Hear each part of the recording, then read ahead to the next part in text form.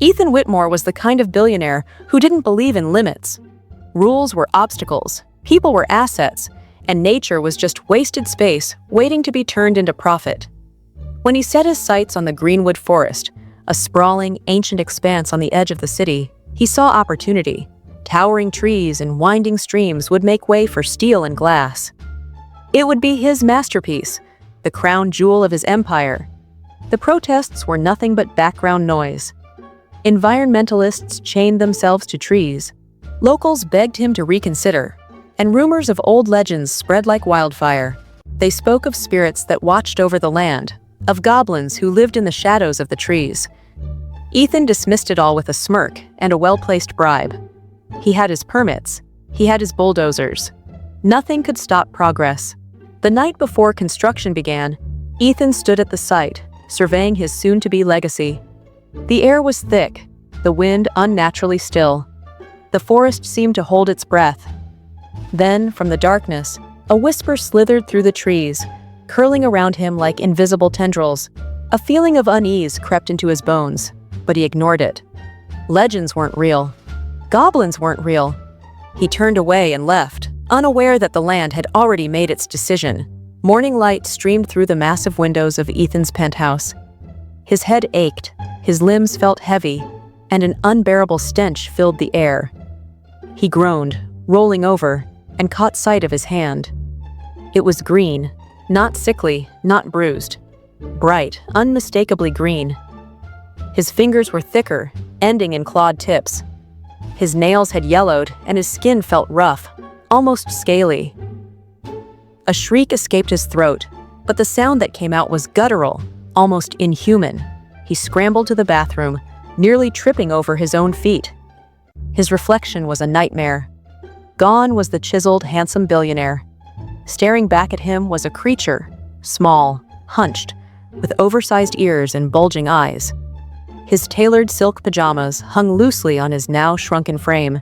Panic surged through him. This wasn't a prank. This wasn't a dream. Something had happened, something impossible. He had become a goblin. Reality hit like a wrecking ball. Ethan's empire was built on power and appearance, both of which he had lost overnight. His assistant shrieked at the sight of him and fainted. Security chased him out of his own building. The media swarmed the story of the mysterious goblin sighting in downtown Manhattan. He tried calling his board members, his lawyers, anyone, but his voice was too strange, his hands too clumsy. The moment they saw him, they slammed doors in his face. His name no longer carried weight. He was just another freak. Hunger gnawed at his stomach. He raided a dumpster in desperation, and to his horror, the rancid scraps tasted delicious. He craved filth, spoiled food, things no human would touch. The realization made his skin crawl. Desperate for answers, he retraced his steps. The forest, the whispers, the legends. The goblins had cursed him. The only way to break the curse was to seek out the very creatures he had dismissed as myths. Finding them was easier than he expected. The moment he stepped into Greenwood Forest, the trees seemed to shift, guiding him deeper. The goblins were waiting. They emerged from the shadows, eyes glowing, teeth sharp, watching him with amusement and contempt. These were not the harmless, bumbling creatures from children's tales. They were old, cunning, and filled with wrath. They did not greet him as an enemy, nor did they offer help. Instead, they laughed. They knew who he was. They knew what he had done. The land had judged him, and the curse was their justice. There was only one way out. He had to prove himself worthy of being human again.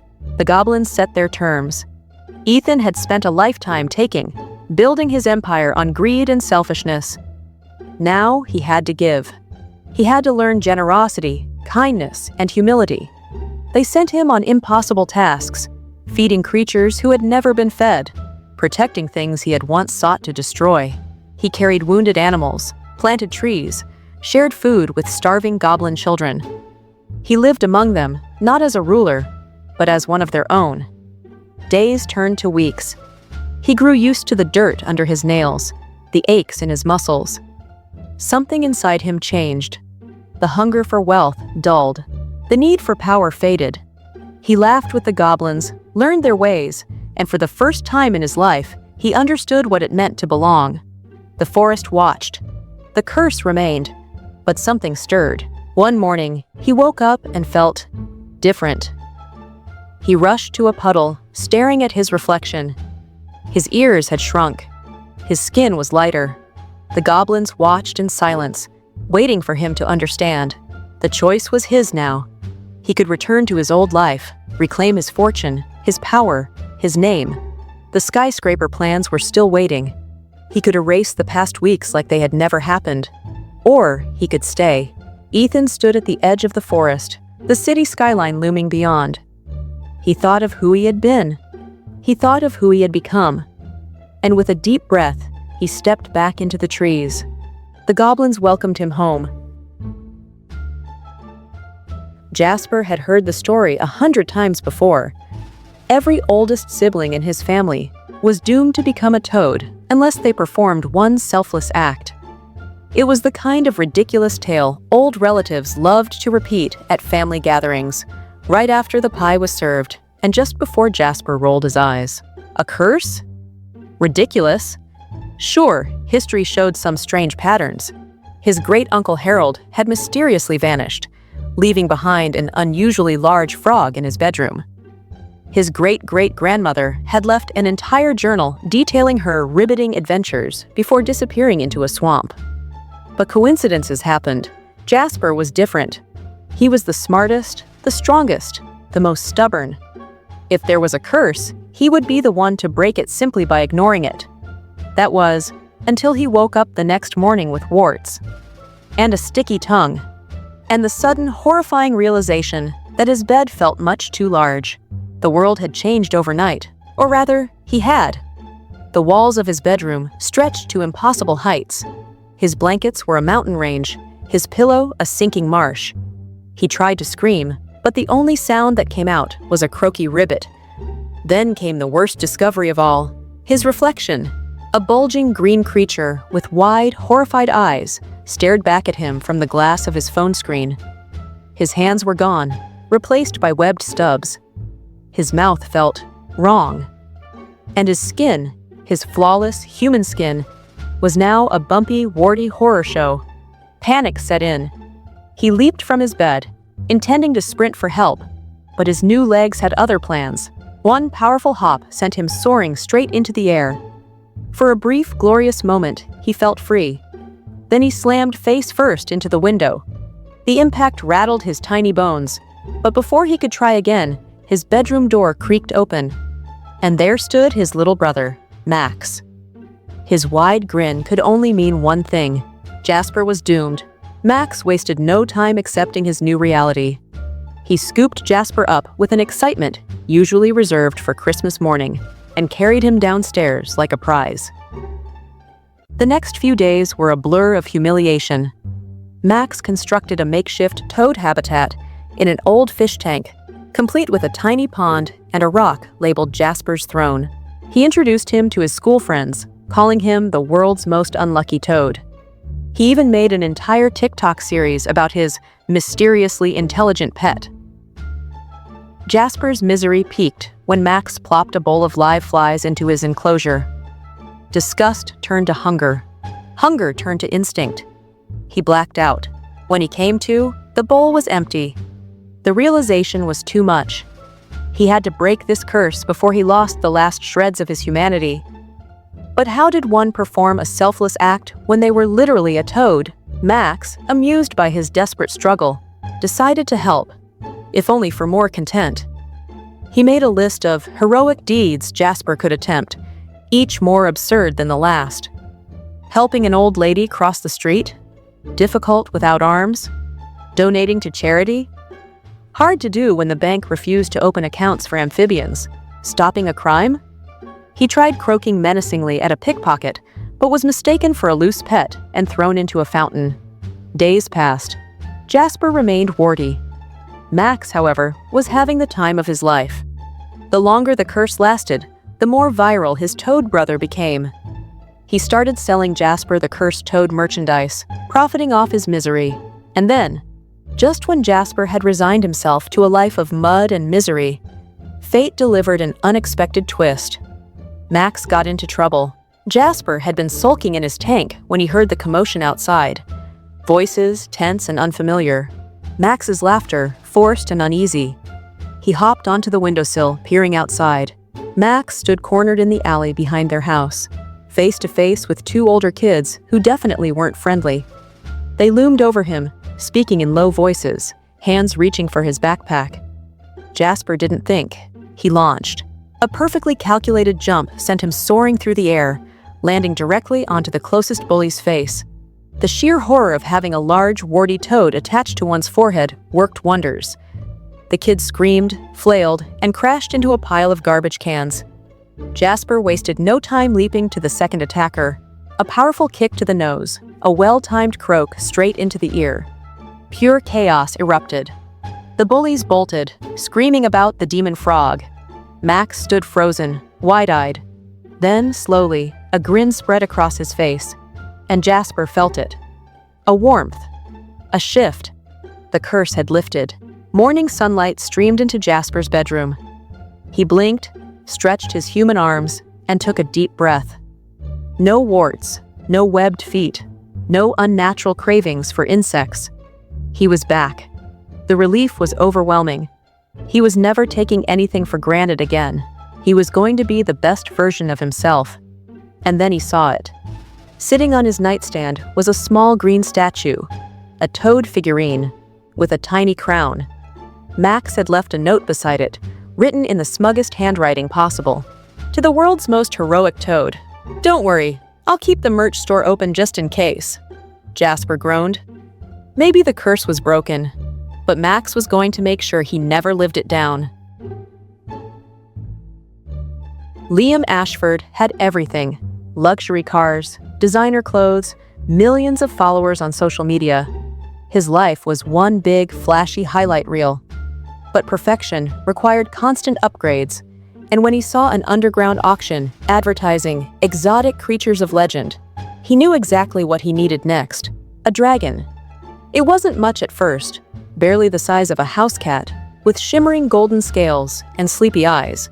The creature was more adorable than fearsome. Liam didn't care. A baby dragon was rare enough to boost his online status to God tier. He named it Blaze, posted daily pictures, and basked in the endless stream of likes and comments. At first, owning a dragon was easy. It napped most of the time, purred when he scratched behind its tiny horns, and made for great content. But Liam didn't read the fine print on the auction contract. He didn't notice the strange runes etched into Blaze's eggshell. And he certainly didn't know dragons grow exponentially. The first sign of trouble came when Blaze ate his entire fridge. Then, his couch. By nightfall, it had tripled in size. By morning, it no longer fit in his penthouse. By noon, the world knew. The dragon outgrew Liam's expectations and his entire high-rise apartment. It burst through the walls, sending furniture and priceless art plummeting onto the streets below. The city shook. Car alarms blared. And in the center of it all, Blaze stretched its wings, now the size of billboards, and let out a roar that shattered every window within a 5-block radius. People screamed. News helicopters circled. Liam watched in horror as the little pet he had treated like a status symbol now towered over the skyline like a living disaster. And then, to make things worse, it looked right at him and let out a happy chirp. That was when the first problem arrived. Dragon hunters. They showed up faster than anyone should have. A team in black tactical gear, armed with weapons that glowed blue with enchantments, stormed the area. They knew exactly what Blaze was. More importantly, they knew what to do about it. Liam, however, did not. As the first harpoon flew, Blaze's instincts kicked in. One swing of its tail reduced an armored vehicle to scrap metal. A gust from its wings sent the hunters tumbling like leaves. And when it breathed its first accidental burst of flame, Liam's limited edition sports car melted into a puddle of gold and regret. That was when the second problem arrived. The government. Liam had barely processed the fact that his dragon had destroyed a city block before helicopters descended. Sirens wailed. Military vehicles rolled in. Officials shouted orders. But no one knew exactly what to do. Dragons weren't in any standard urban emergency plans. The news broadcasted the chaos live. Across the world, people debated whether Blaze was a miracle or a menace. Scientists wanted to study it. Animal activists wanted to protect it. Conspiracy theorists insisted it was the first sign of the apocalypse. And then there was the angry wizard. He didn't arrive with sirens or helicopters. He simply appeared, stepping out of thin air onto what was left of Liam's penthouse. With robes that shimmered like the night sky and a staff crackling with raw power, he took one look at Blaze and let out a long, exasperated sigh. Liam, still trying to figure out if he was awake or trapped in the world's most absurd nightmare, barely registered what happened next. The wizard muttered something, lifted his staff, and suddenly, Liam wasn't standing on solid ground anymore. He was falling. He landed somewhere soft, somewhere warm, and somewhere very much alive. Blaze had caught him. The dragon purred happily, pressing its massive snout against him like an affectionate cat. It had grown even bigger, large enough that the city below now looked like a toy set. Panic surged through Liam. There was no escape. He was stranded on a flying dragon, miles above the chaos. The only company he had was an overgrown lizard who had somehow decided he was its mother. The wizard's voice echoed in his mind, distant but unmistakably unimpressed. The dragon was bound to him now, not by ownership, not by force, but by something deeper, something old, something that could not be undone. Liam had spent his life buying things, collecting luxuries without care. But Blaze wasn't an object. It wasn't a pet. It was a force of nature, bound to him because it chose him. And if he didn't learn how to be responsible for it, the world would pay the price. Below, the world prepared for war.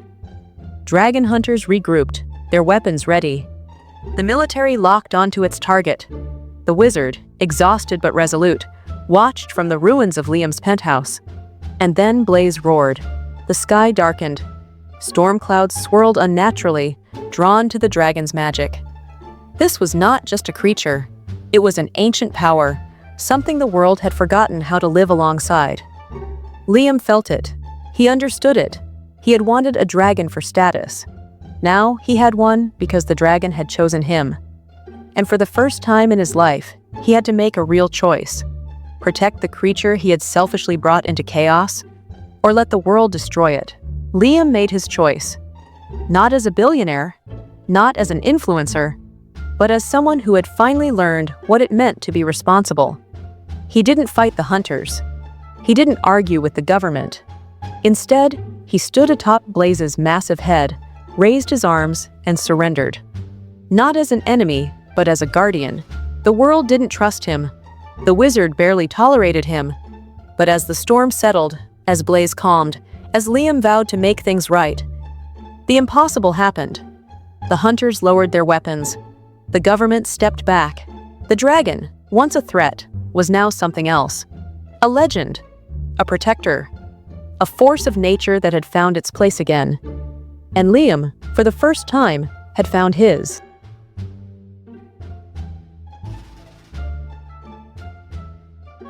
If you like this video, then do subscribe to this channel.